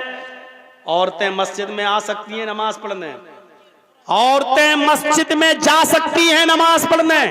औरतों को अगर वो इजाजत मांगे अपने भाइयों से, अपने बाप से शादी से पहले और शादी के बाद अपने शौहर से, मैं मस्जिद में नमाज पढ़ने जाना चाहती हूँ, तो न शौहर को रोकने का हक है, न बाप को, न बेटे, न भाई को। मस्जिद में अगर नमाज पढ़ने जा रही हैं तो उनको मत रोको। अल्लाह के नबी ने कहा इजाजत दे दो, वो मस्जिद में नमाज पढ़ने जा सकती है। इस इजाजत के बावजूद अल्लाह के नबी क्या कह रहे हैं, औरतों का मस्जिद, घर में नमाज पढ़ना मस्जिद में नमाज पढ़ने से अफजल है। और जब अल्लाह के नबी ये कह रहे थे उस वक्त भी औरतें मस्जिद में नमाज पढ़ने आया करती थी, क्योंकि उनका अकीदा ये था कि हम नबी के पीछे नमाज पढ़ेंगे तो हमें कितना सवाब मिलेगा, हम मुहम्मदुर रसूलुल्लाह के पीछे नमाज पढ़ने का शर्फ हमें हासिल हो रहा है। नबी के इस हदीस के बाद कहने के बाद कि औरतों का घर में नमाज पढ़ना मस्जिद में नमाज पढ़ने से अफजल है, ये कहने के बाद भी मेरे भाइयों, इसके बावजूद भी अल्लाह के नबी सल्लल्लाहु अलैहि वसल्लम ने इजाजत दी कि औरतें मस्जिद में आ सकती हैं और जाती थीं। औरत का घर में नमाज पढ़ना मस्जिद में नमाज पढ़ने से अफजल है। फिर बरामदे में नमाज पढ़ना खुली सहन में नमाज पढ़ने से ज्यादा अफजल है। फिर घर के कमरे में नमाज पढ़ना, जहां वो अपने शौहर के साथ सोती है, जहां वो अपने शौहर के साथ रहती है, और रात में वो रूम बंद कर लिया जाता है, तन्हाई वाला रूम, बेडरूम जिसमें वो सोती है, उस बेडरूम में, उस कमरे में नमाज पढ़ना घर के बरामदे में नमाज पढ़ने से अफजल है। सब देख रहे हैं आप, तरतीब देखिए, तरतीब। औरत का अपने घर में नमाज पढ़ना मस्जिद में नमाज पढ़ने से अफजल है, क्योंकि वो मर्दों से दूर रहेगी। अब घर में भी नमाज पढ़ना है तो बरामदे में नमाज पढ़ना, सहन में नमाज पढ़ने से अफजल है, क्योंकि सहन खुला हुआ होता है, आंगन खुला हुआ होता है, और बरामदा घर के एक साइड में होता है। तो घर के बरामदे में नमाज पढ़ना सहन में नमाज पढ़ने से अफजल है। और फिर फरमाया घर के कोठे में, कमरे में, बंद रूम में, बेडरूम में, वहां नमाज पढ़ना बरामदे में नमाज पढ़ने से अफजल है, क्योंकि घर में भी लोगों का आना जाना लगा रहता है। खाला का लड़का, फूफा का लड़का, चचा का लड़का, कुछ भी हो, पर्दा तो है ही ना करती हैं वो अलग बात है, लेकिन एक लड़की को अपने चचा के बेटे से भी पर्दा है, खाला के बेटे से भी पर्दा है, मामू के लड़के से भी पर्दा है। पर्दा है तो है, सोचिए। तो इसलिए इन लोगों का तो आना जाना लगा रहता है। जब औरत अपने बंद कमरे में और बंद रूम में नमाज पढ़ेगी तो जाहिर बात है कि इन लोगों से भी उसकी मुलाकात नहीं होगी। तो फरमाया कि औरत का बंद कमरे में नमाज पढ़ना खुले हुए बरामदे में नमाज पढ़ने से ज्यादा अफजल है, क्योंकि वो मर्दों से उतनी ज्यादा दूर रहेगी। ये शर्म हया बताइए औरत की। औरत से कहा गया जितना तुम मर्दों से दूर रहोगी उतना ज्यादा तुम्हारे लिए फायदेमंद है, अच्छा है। और एक और हदीस से आप अंदाजा लगाइए, अल्लाह के नबी सल्लल्लाहु अलैहि वसल्लम फरमाते हैं कि मस्जिद में जो लोग नमाज पढ़ने आते हो उनको आपने फरमाया कि अगली सफ, पहली सफ तुम्हारे लिए सवाब के एतबार से सबसे अफजल सब है, सबसे अफजल सफ है। और जो लोग पहली सफ में नमाज पढ़ने का सवाब कितना है ये नहीं जानते, अगर उनको मालूम हो जाए, आए लोगों, अगर तुम्हें यह मालूम हो जाए कि अगली सफ में नमाज पढ़ने का सवाब कितना है तो तुम लोग लड़ने लगोगे अगली सफ के लिए, अगली सफ के लिए, पहली सफ के लिए लड़ने लगोगे। कुरान अंदाजी की नौबत आ जाएगी, पर्चियां फेंकी जाएंगी पहले सफ में नमाज पढ़ने के लिए। घर से तुम 2-2, 3-3 घंटा पहले निकलोगे कि मस्जिद में अगली सफ कहीं भर न जाए, इतना सवाब है पहली सफ में नमाज पढ़ने का। लेकिन अल्लाह के नबी औरतों से क्या कह रहे हैं, आए मस्तूरात, आए औरतों की जमात, ये अगली सफ में नमाज पढ़ने का सवाब मर्दों के लिए है। खैरु सुफूफिर रिजाली अव्वलुहा व शर्रुहा आखिरुहा, मर्दों की पहली सफ सवाब के एतबार से सबसे बेहतर है, व शर्रुहा आखिरुहा, और आखिरी सफ, पिछली सफ सबसे बुरी सफ है सवाब के एतबार से मर्दों की। लेकिन औरतों से क्या कह रहे हैं, हाय औरतों, खैरु सुफूफिन निसाई आखिरुहा व शर्रुहा बलुआ, हाय औरतों तुम्हारे लिए पिछली सफ सबसे बेहतर है, पिछली सफ, सबसे पीछे वाली सफ औरतों तुम्हारे लिए सबसे बेहतर है सवाब के एतबार से, और सबसे आगे वाली सफ सबसे बुरी है सवाब के एतबार से। अब आप गौर करो, जर्जी साहब नमाज पढ़ा रहे हैं, अल्लाहु अकबर, मेरे पीछे 5 सफ़े लगी हैं मर्दों की, पर्दा पड़ा है उसके बाद पीछे, और उसके बाद 5 सफ़े औरतों की लगी हुई हैं, 5 सफ़े औरतों की लगी हुई हैं पीछे। पहली सफ में मर्द हैं, मर्द की पहली सफ सवाब के एतबार से सबसे बेहतर है, 5 सफ़े पूरी हो गई। मर्दों की पिछली सफ सबसे बुरी है सवाब के एतबार से, सबसे कम सवाब। उसके बाद पर्दा पड़ा है, पर्दा, उसके बाद औरतों की सफ लगी है, 1 2 3 4 5, 5वीं सफ जो सबसे पीछे है औरतों की, वो सवाब के एतबार से सबसे अच्छी सफ है। सबसे ज्यादा सवाब किस औरत को मिलेगा जो सबसे पीछे वाली सफ में है। और सबसे कम सवाब किसको मिलेगा? जो सबसे आगे वाली सफ में है। औरत को पिछली सफ में सबसे ज्यादा सवाब मिलेगा। क्यों? क्योंकि वो मर्दों से उतनी ही ज्यादा दूर है। पहले तो औरतों को चाहिए कि वो घरों में नमाज पढ़ें, लेकिन अगर मस्जिद में आना चाहें तो इजाजत है, चलो आ गई। आने के बाद भी याद रखो कि तुम्हारी पिछली सफ सबसे बेहतर सफ है। ये शर्म हया बताई है औरत को इस्लाम ने कि तुम मस्जिद में भी आओ जहां अच्छे लोग आते हैं, नेक लोग आते हैं, और कोई कितना भी बड़ा कमीना, कितना भी बड़ा बदमाश किस्म का इंसान ही क्यों ना हो, लेकिन वो मस्जिद में तुम्हारे साथ गलत काम नहीं कर सकता। मस्जिद का अदब और एहतराम इतना तो है उसके अंदर, जो मस्जिद में तुम्हारे साथ गलत कर ही नहीं सकता, तुम्हारी इज्जत में डाका डाल ही नहीं सकता, इसके बावजूद कहा कि तुम्हारी पिछली सब सबसे अफजल है, क्योंकि तुम उनसे दूर हो। तो बाजारों में जाने की इजाजत किसने दे दी? शादियों में मर्द और औरतों को एक साथ खाने की परमिशन कहां से मिल गई? और 10 साल से बड़ी लड़की को कॉलेज में, यूनिवर्सिटी में लड़कों के साथ बैठकर एक ही बेंच और एक ही क्लास में पढ़ने की परमिशन कहां से मिल गई? और कॉलेज की कैंटीन में एक साथ चाय पीने की परमिशन कहां से मिल गई? मेरे भाइयों, इन तमाम चीजों पर गौर करो। अल्लाह के नबी सल्लल्लाहु अलैहि वसल्लम ने फरमाया, शादी के मौके पर भी लड़की से जबरदस्ती मत कहो निकाह कबूल किया। कहलवाया जाता है ना, लड़के का निकाह होने से पहले लड़की से पूछा जाता है कि फला लड़के के साथ तुम्हारा निकाह हो रहा है, तुमने कबूल किया? क्या तुम्हें लड़का कबूल है? तो बेचारी बोलती नहीं है शर्म की वजह से, तो जबरदस्ती ये कटमुल्ला जो जाते हैं जाहिल, ये जबरदस्ती कहलवाते हैं। उसमें एक वकील होता है, 2 गवाह होते हैं। कबूल किया? अब वो चुपचाप, अब धीरे से सहेलियां कौनी मार रही है, कह दे कबूल, कह दे। अब उसकी सहेलियां जब कहती है तो वो कहती मैंने कबूल किया। तो वकील पूछता है गवाहों से, इसने जो मुंह चलाया है तुमने सुना? अगर वो गवाह कहते हैं कि नहीं सुना, तो उस लड़की से कहा जाएगा इन दोनों ने सुना नहीं, जरा जोर से बोलो।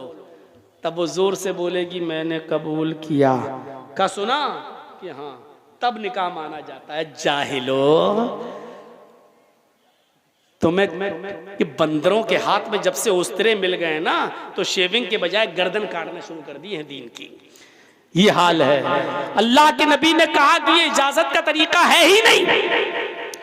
अरे शादी वाले दिन लड़के की तरफ से कपड़े आते हैं लड़की को, और लड़की की तरफ से कपड़े आते हैं लड़की वालों की तरफ से लड़के के लिए। इजाजत का, लड़की की इजाजत है या नहीं, उसका सबसे अच्छा तरीका यह है कि जिस दिन शादी है लड़की की, बारात आ रही है, लोग आ रहे हैं, उस दिन लड़के की तरफ से दिए हुए कपड़े अगर लड़की खुशी खुशी पहन लेती है तो समझ लो कि इजाजत है, उसने पहन लिए कपड़े, इसका मतलब यह है कि लड़की राजी है। अब क्यों कहलवा रहे हो कबूल है कबूल है कबूल है, क्यों कहलवा रहे हो?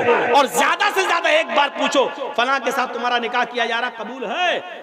वो खामोश रहेगी। अल्लाह के रसूल ने फरमाया इज़्नुहा सिमातुहा, उसकी खामोशी ही उसकी इजाजत है। मत कहलवाओ कबूल है, दस्तखत कराओ चल दो। नहीं बोली साहब सुना, अरे उसने खामोशी अख्तियार की है ना, यही खामोशी उसकी इजाजत है। ये है शर्म हया औरत की। जो लड़की शादी के मौके पर भी ये ना कह सके कि मुझे निकाह कबूल है या वो लड़का कबूल है, इतनी शर्म हया बताई है अल्लाह के नबी ने। लेकिन ये रात के 1 बजे भी अभी जाइएगा ना, तो अभी भी चोंचे चल रही होंगी मोबाइल पे, हेलो आई लव यू, ये वो, जैसे कबूतर होते हैं ना गुडर गुम करते हैं, ऐसी इनकी चोंचे चल रही होंगी। और अभी भी रात भर बातें कर। गौर करो ये बेशर्मी किस हद तक बढ़ गई। शादी जो एक हलाल रिश्ता, शादी जो एक पाक रिश्ता, निकाह जो एक पाकीज़ा तरीका है मियां बीवी के मिलने का, उसमें भी इतनी शर्म हया बताई कि लड़की नहीं बोल पा रही है तो खामोशी ही को इजाजत मान लो, मत बुलवाओ जबरदस्ती। सोचो, उस रिश्ते में भी ये कहा है जो जायज है, उसमें भी ये कहा कि मत निकलवाओ कहलवाओ उनसे, खामोशी है तो बस इजाजत है। ऐसी लड़की कितना मुंह चलाते हैं, कहां थे हम तो 1 घंटे से इंतजार कर रहे थे, 2 घंटे कहां थे, भूल गए। ये लड़कियां आज इस तरीके के जुमले अदा कर दें। शर्मो हया आज मेरे भाइयों नीलाम हो चुकी है। इसलिए हमारी माँ बहनों को चाहिए कि शर्मो हया का लिबादा ओढ़ें काफी है मेरे भाइयों 1.5 घंटे से ज्यादा की ये तकरीर और ईमान के ये 3 दर्जे जो मैंने आपके सामने रखे हैं। हम 10 मिनट आपके पास बैठेंगे मेरे साथियों। इस इदारे के लिए जो बड़ी मेहनत से यहाँ के असातिज़ा ने चलाया है, और अल्लाह करे कि इसको किसी की नजर न लगे और ये इदारा दिन दूनी रात चौगनी तरक्की अता फरमाए, हासिदों के हसद से बचाए। मैं वैसे चंदा बंदा करता नहीं हूं, लेकिन आपके इस इदारे के लिए 10 मिनट में बैठा हूं। 25 सालें हो चुकी हैं मुझे आपके इन एरिए में आकर, बिहार, बंगाल, झारखंड, और अभी तक आप मोहब्बत कर रहे हैं और मुझे हर साल बुलाते हैं, छोड़ने का नाम नहीं ले रहे हैं। तो आज यही मोहब्बत मैं देखना चाहता हूं आपको मुझसे कितनी है, और आप मेरे कहने पर मेरे हाथ पे इस इदारे के लिए कितना ताउन करते हैं। जरा मेरे हिसाब से करिएगा। और लोगों को 10 देते हो, ये सोचो यूपी से आया हूं तो मेरे हाथ में कितना देना चाहिए। मैं ये नहीं कह रहा हूं कि अब 10 वाले 10 ना दें, लेकिन इस मोहब्बत का वास्ता जो मैंने आपको दिया है, इस मोहब्बत के हवाले से देखूं कि मेरे हाथ में आप क्या देते हैं। अल्लाह ताला से मेरी दुआ है कि अल्लाह ताला आपको इसका अजर अजीम अता फरमाए, ईमान हमारे अंदर पैदा फरमाए, तौहीद हमारे अंदर पैदा फरमाए। जब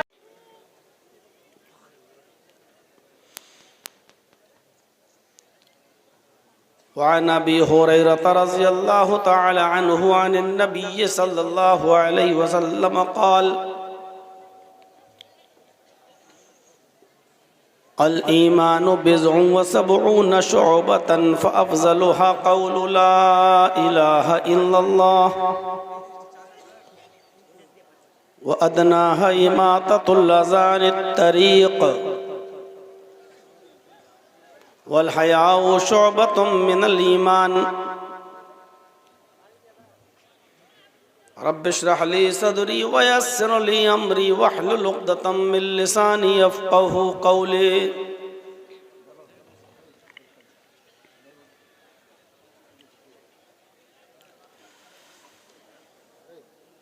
स्टेज पर बैठे हुए निहायत ही मुअज़्ज़ज़ व मुअक्कर उलमाए किराम, मदरसे हाजा के ज़िम्मेदारान, अराकीन व मेंबरान और क़ुर्ब जवार से, अतराफ़ व अकनाफ़ से तशरीफ़ लाए हुए मुअज़्ज़ज़ सामईन हज़रात, पर्दा नशीन इस्लामी ख़वातीन, माँ और बहनों, कौम व मिल्लत के लायक़-वर नौजवानों, मुस्तक़बिल के होनहार अज़ीज़ बच्चों,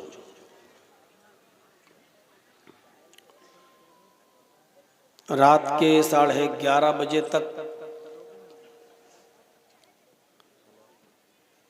बहुत ही सब्र, सुकून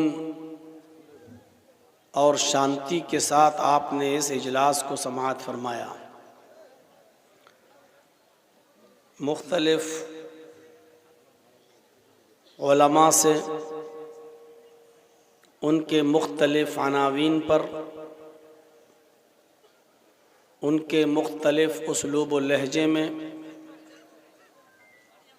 आपने किताब व सुन्नत पर मबनी बातों को सुना।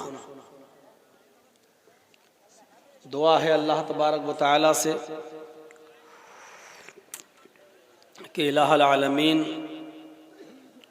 हमें और आपको जो बातें कही गई हैं और कही जा रही हैं, अमल करने की तौफीक अता फरमाए।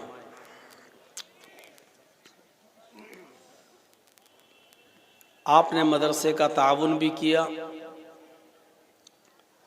और ये दीनी इदारे आप ही लोगों के ताउन से चलते हैं, वरना हमारे यूपी पर अगर आप नज़र डालें और उन स्टेट्स पर नज़र डालें जिस स्टेट में बीजेपी की गवर्नमेंट है, तो आपको अंदाज़ा लग जाएगा कि मदरसों के सिलसिले में उनके क्या नज़रियात हैं और कौन कौन सी चीज़ हुक्मरानों के दिलों में मदरसों के ताल्लुक़ से बैठी हुई है। हमारी यूपी की गवर्नमेंट ने तो बाकायदा सुप्रीम कोर्ट में हलफनामा दे दिया था और मदरसों को बंद करने की अपील और गुजारिश तक कर दी थी, लेकिन भला हो सुप्रीम कोर्ट का जिसने अपना चाबुक और अपना हथौड़ा मदरसों पर नहीं चलाया, बल्कि जो ऑर्डर पास किया है उसमें हुकूमत यूपी को ललकारा है और उसी की सरजनिश की है। तो आपके यहाँ जो इदारे चल रहे हैं खुली फ़ज़ा में और बहुत ही आराम के साथ और सुकून के साथ आप चला रहे हैं और आपके ऊपर कोई आफत नहीं आ रही है, मुसीबत नहीं आ रही है, आप इस चीज़ को गनीमत जानिए। और क़ब्ल इसके कि हमारे इलाके के इदारों पर किसी की बुरी नज़र पड़े, आप इन इदारों को अपने ताउन से नवाजते हुए यहाँ से पढ़ने वाले बच्चों के लिए दुआएं करें कि अल्लाह ताला इन बच्चों को दीन का सिपाही बनाए और इनसे दीन की खिदमत ज़्यादा से ज़्यादा लेता रहे। मेरे साथियों, मैंने कुरान करीम की जो आयत करीमा आपके सामने तिलावत की है उसके अंदर अल्लाह तबारक व तआला ने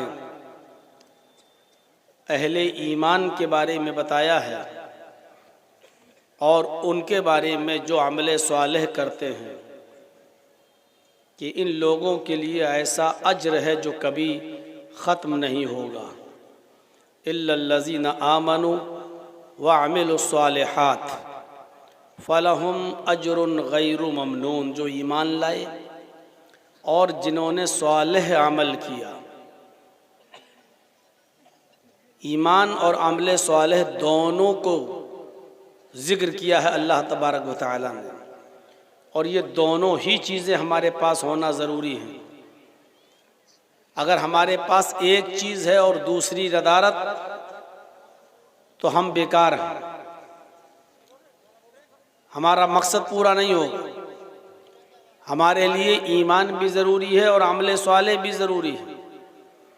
अगर कोई बहुत अच्छा काम करता है, अमल स्वालिह अंजाम देता है, लेकिन उसके पास ईमान नहीं है तो वो भी बेकार। हमें ऐसी बहुत सी मिसालें देखने को मिलती हैं। आप हिंदू भाइयों में चले जाओ, क्रिश्चियन में चले जाओ, यहूदियों में चले जाओ, आप दूसरे मज़हब के लोगों में चले जाओ, बहुत अच्छे अच्छे काम कर रहे होंगे।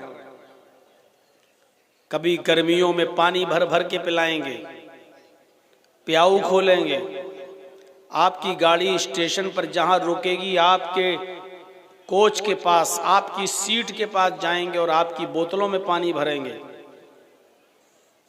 आप टाटा हॉस्पिटल चले जाइए बम्बई के अंदर, जहां कैंसर का इलाज होता है, कोई ट्रक पर फल फ्रूट भर के ला रहा है, कोई ट्रक पर खाना भर भर के ला रहा है और मरीजों में तकसीम कर रहा है और बांट रहा है, उनका इलाज करवाया जा रहा है। अगर किसी के इलाज में 4-5 लाख रुपए लग रहे हैं तो उनकी संस्थाएं चल रही हैं, वो अपनी तरफ से चेक आपको दे रहे हैं या मरीज को अपने हैंड ओवर ले रहे हैं, अपने अंडर में ले रहे हैं और कहते हैं आपसे जाइए, आपका 10 लाख रुपए तक का इलाज हम फ्री में कराएंगे। तो देखा जाए तो ये बहुत अच्छा काम है, कितना अच्छा काम है, लेकिन उनको उनके इन कामों पर कोई सवाब नहीं मिलेगा। क्यों? इसलिए कि उनके पास ईमान नहीं। आज हमारे पास ईमान है लेकिन अमल स्वालिह नहीं। हमारे पास ईमान का दावा तो है लेकिन अमल स्वालिह नहीं।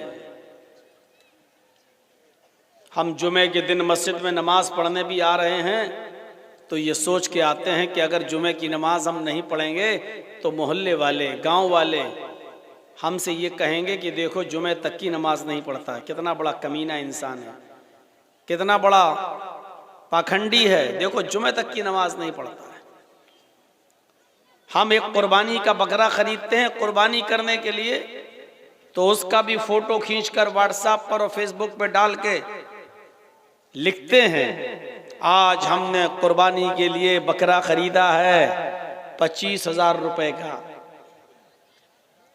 हम एक नेक काम करना चाहते हैं लेकिन उसकी रिया, नमूद और दिखावा उसका हम इतना कर देते हैं क्या फेसबुक पर शाम तक 2 घंटे के अंदर अंदर अब कमेंट आना शुरू होंगे।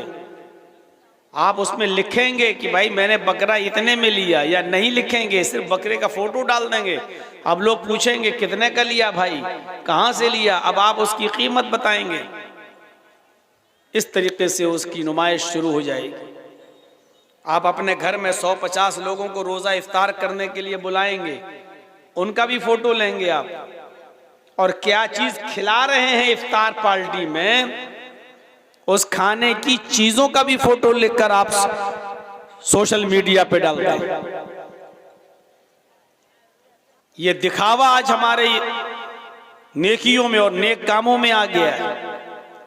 उम्रा करने गए, खाने काबा के सामने खड़े हैं और फोटो खींच रहे हैं एहराम की हालत में, उसको आप सोशल मीडिया पे डाल रहे हैं। अल्लाह ने आप मुझे उम्रे की तौफीक अता फरमाई।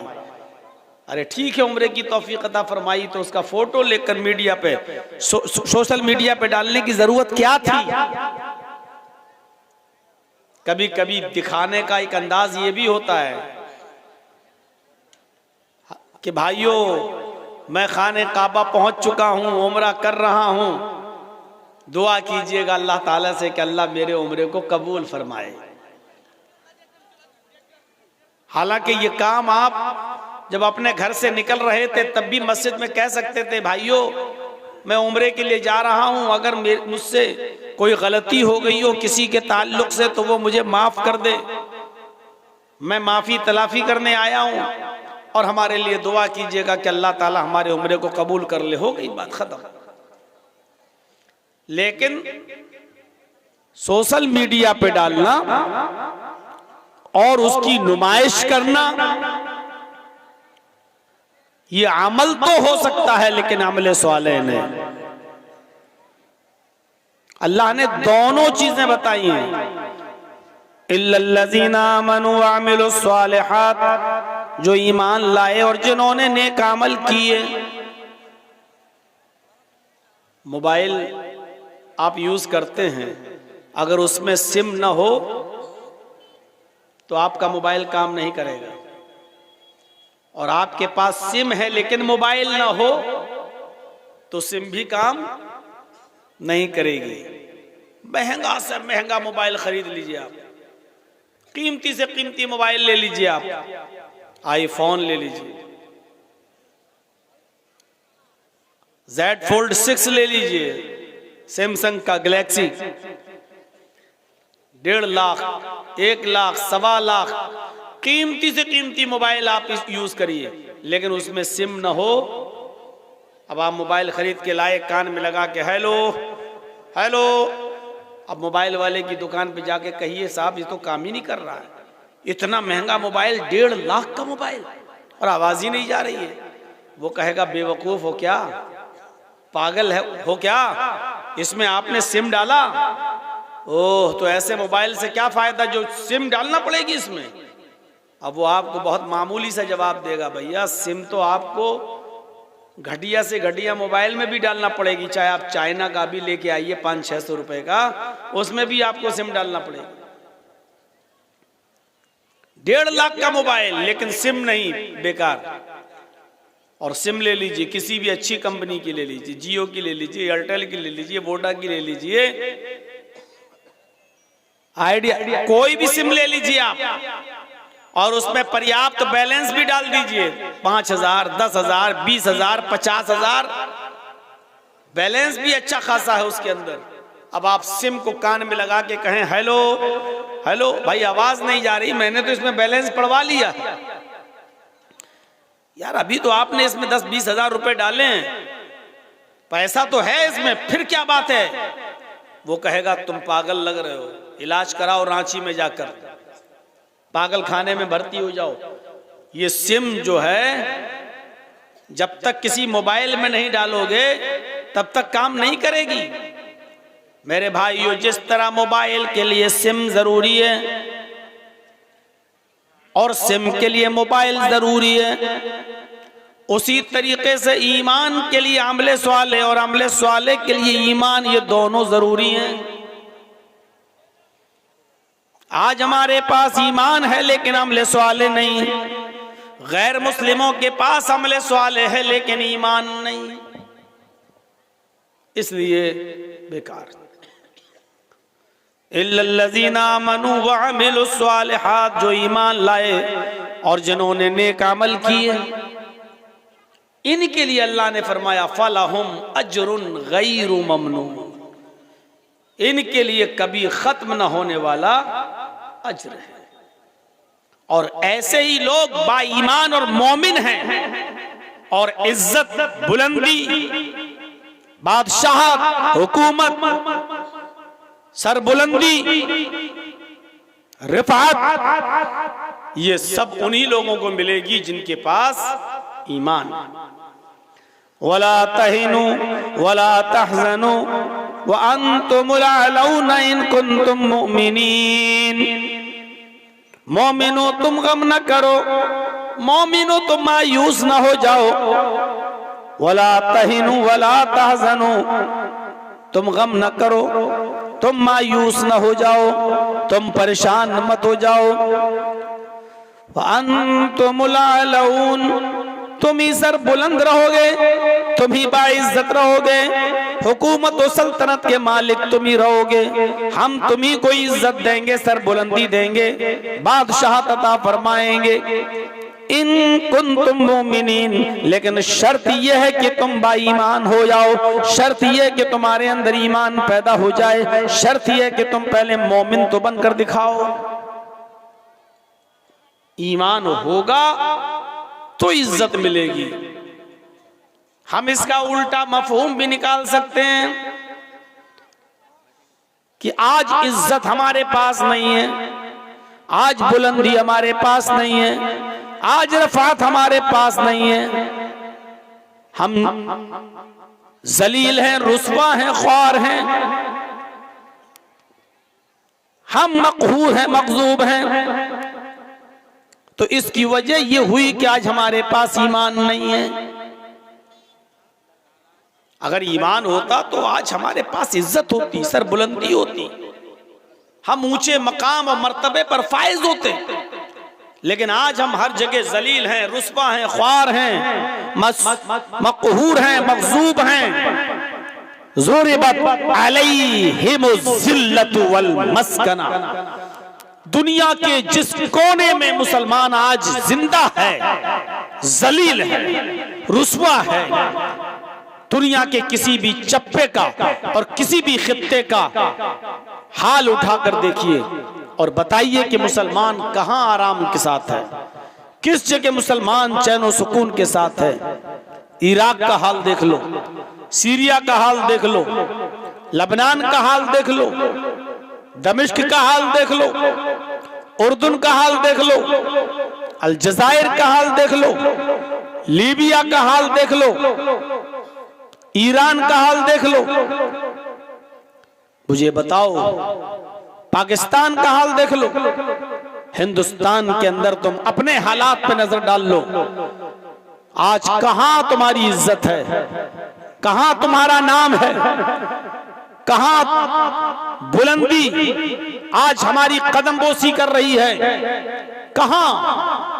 मेरे भाइयों, दुनिया के किसी दौर में मुसलमान इतना जलील, मुसलमान इतना रुस्वा, मुसलमान इतना बेबस, मुसलमान इतना लाचार, मुसलमान इतना मग़ज़ूब और मक़हूर नजर नहीं आया जितना कायनात के इस दौर में नजर आ रहा है।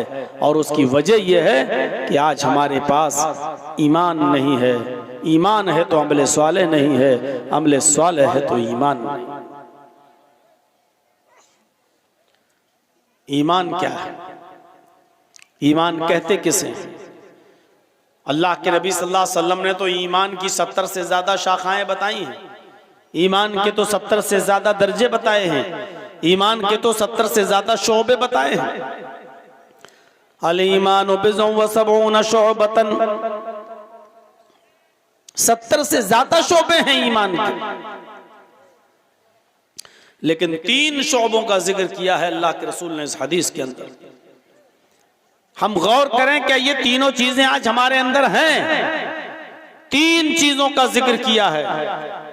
फ़अफ़ज़लुहा क़ौलु ला इलाहा इल्लल्लाह, ईमान का सबसे अफजल दर्जा, ईमान का सबसे अफजल शोबा यह है कि तुम अपनी जबान से कहो ला इलाहा इल्लल्लाह। वो अदनाहा इमाततुल अज़ान तरीक़, ईमान का दूसरा दर्जा है जो सबसे कमतर दर्जा है, सबसे नीचा दर्जा है। फरमाया इमाततुल अज़ान तरीक़, रास्ते में तकलीफ दे चीज पड़ी हुई हो उसको हटा देना। रास्ते में कोई भी ऐसी चीज पड़ी हुई है जिससे दूसरे लोगों को तकलीफ पहुंच सकती है, ऐसी चीजों को जायल कर देना, हटा देना, खत्म कर देना, मिटा देना, ये ईमान का सबसे निचला दर्जा है और इस हदीस की दूसरी चीज है। और तीसरी चीज वल हयाउ शुअबतुम मिनल ईमान, हया भी ईमान का एक शोबा है, हया भी ईमान का एक दर्जा है, शर्म व हया। ये 3 चीजों का जिक्र किया है अल्लाह के रसूल ने इस हदीस में, जिसमें पहली चीज है तौहीद। तो अफ़ज़लुहा क़ौलु ला इलाहा इल्लल्लाह, अपनी जबान से ला इलाहा इल्लल्लाह कहते रहो। सिर्फ कह देना काफी नहीं है, वरना ला इलाहा इल्लल्लाह कहने में टाइम ही क्या लगता है, ला इलाहा इल्लल्लाह लो। और किसी गैर मुस्लिम से कहलवाओ तो बहुत से लोग हैं जो आज कह देंगे ला इलाहा इल्लल्लाह। तो ला इलाहा इल्लल्लाह सिर्फ कह देना काफी नहीं है। ला इलाहा इल्लल्लाह को उसके तकाजे और उसके जो मुतालबात हैं उसको पूरा करने का नाम ला इलाहा इल्लल्लाह। जब तक हम ला इलाहा इल्लल्लाह के तकाजे पूरा नहीं करेंगे और उसके मुतालबे पूरा नहीं करेंगे, ला इलाहा इल्लल्लाह का मकसद हल नहीं होगा और हासिल भी नहीं होगा। ला इलाहा इल्लल्लाह यानी ला माबूदा इल्लल्लाह, ला इलाहा इल्लल्लाह यानी ला मतलूब इल्लल्लाह, ला इलाहा इल्लल्लाह यानी ला मकसूदा इल्लल्लाह, ला इलाहा इल्लल्लाह यानी ला मौजूदा इल्लल्लाह। ये है ला इलाहा इल्लल्लाह का माना। ला इलाहा इल्लल्लाह यानी ला माबूदा इल्लल्लाह, अल्लाह के अलावा हमारा कोई माबूद जिसकी इबादत की जाए अल्लाह के अलावा कोई नहीं है। ला इलाहा इल्लल्लाह यानी ला मतलूब इल्लल्लाह, अल्लाह के अलावा हमारा कोई मतलूब नहीं है।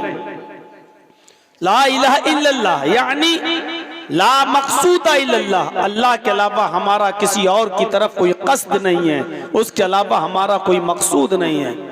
ला इलाहा इल्लल्लाह यानी ला मौजूदा इल्लल्लाह, अल्लाह के अलावा इस कायनात के अंदर अपने इल्म के एतबार से कोई मौजूद नहीं है। अपने इल्म के एतबार से अकीदा रखिएगा, अल्लाह नालियों में नहीं है, लेकिन नाली के अंदर क्या चीज पड़ी हुई है अल्लाह को उसका इल्म है। अल्लाह माँ के पेट में नहीं है, लेकिन माँ के पेट में लड़का है या लड़की या कुछ नहीं, अल्लाह को उसका इल्म है।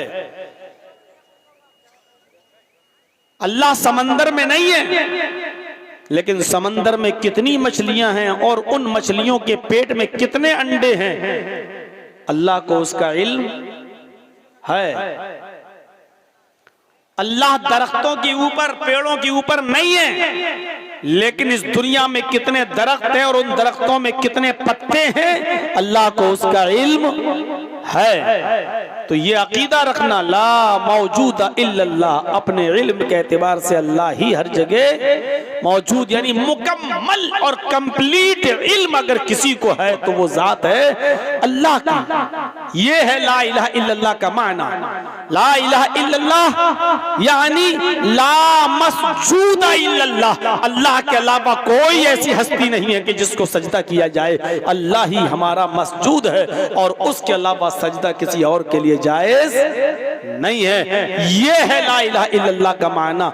हर मुसलमान गौर करे, ईमान की 70 से ज्यादा ब्रांचेस और शाखाएं बताई हैं अल्लाह के नबी ने, और 3 ब्रांचेस का, 3 शाखाओं का जो जिक्र हमने किया है, क्या इन 3 शाखाओं में, 3 शोबों में, क्या सबसे अफजल शोबा ला इलाहा इल्लल्लाह को उसके मुतालबात और उसके तकाजे के साथ हम पूरा उस पर अमल कर रहे हैं? क्या उसके तकाजों को पूरा कर रहे हैं, उसके मुतालबात को पूरा कर रहे हैं?